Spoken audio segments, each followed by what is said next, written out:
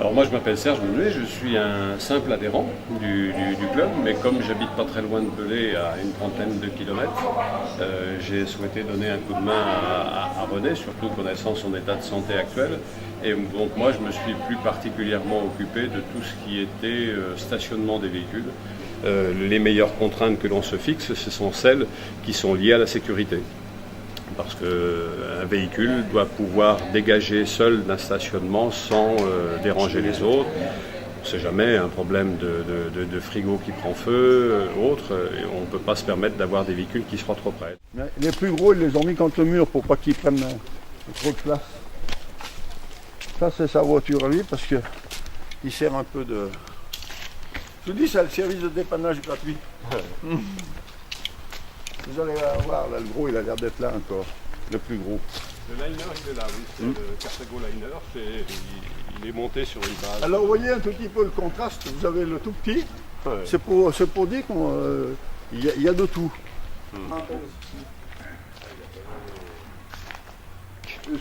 C'est un système de nivellement automatique des camions, c'est-à-dire que vous avez un système avec une centrale hydraulique qui permet de vérifier que le camion va se positionner horizontalement de façon à avoir tout le confort à l'intérieur.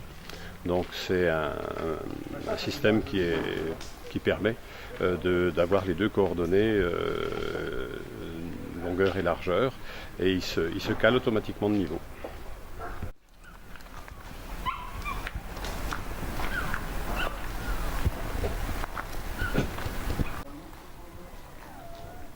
C'est le seul qu'on a. Alors ça, c'est le même que le sien. Oui. Alors voilà un autre modèle de gros. C'est le 6 roues.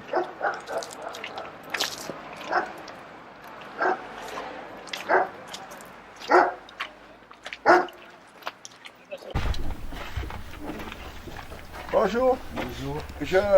C'est la télévision. Ça va? Bonjour. Je les fais rentrer puis vous leur expliquez un petit peu. Je vais mettre un tapis pour protection. Oui.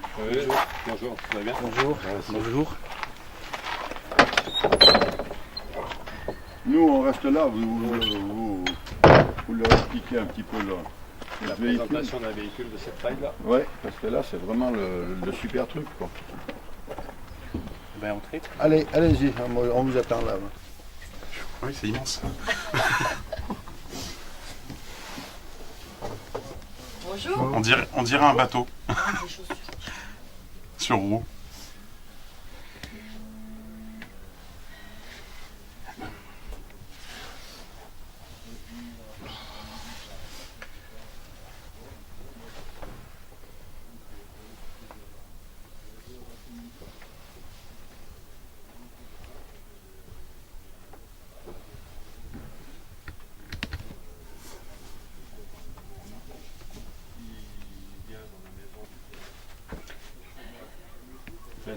C'est surtout ce qui ne se voit pas qui est intéressant. Ouais. Bonjour. 120 tout le temps. Oui, D'accord. Le convertisseur. C'est beau. Ah oui.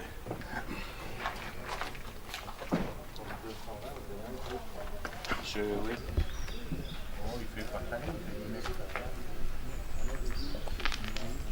Qu'on ait un camping-car à 20 000, parce qu'en occasion, il y en a à 15-20 000, ou qu'on ait un camping-car à 150 000, en principe, on mange ou on boit tous ensemble. Ouais, ouais. D'ailleurs, à midi, je paye, j'ai du pétillant, là, je paye à boire à tout le monde. Encore. Ah ouais. Alors, tous ceux qui restent, on va y finir, hein, on va pas y donner au club. Voilà ce que je vous expliquais tout à l'heure, donc une travée de Ouais, stationnement. tout le monde peut partir. Et donc vous pouvez constater que tous les véhicules sont positionnés donc à 45 degrés par rapport à la banque de stationnement, tout simplement pour que chaque véhicule puisse dégager en cas de problème de sécurité et sortir sans avoir besoin de manœuvrer lui, mais sans avoir besoin de déplacer un autre véhicule. Ça c'est la règle pour respecter la sécurité de tous les véhicules et de toutes les personnes. On va voir encore un autre aussi, un autre modèle.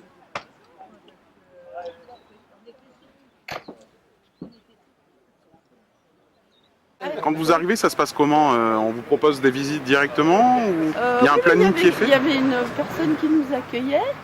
Et puis, donc, elle nous a pris en charge. On était un groupe assez important d'ailleurs. Donc, on a visité.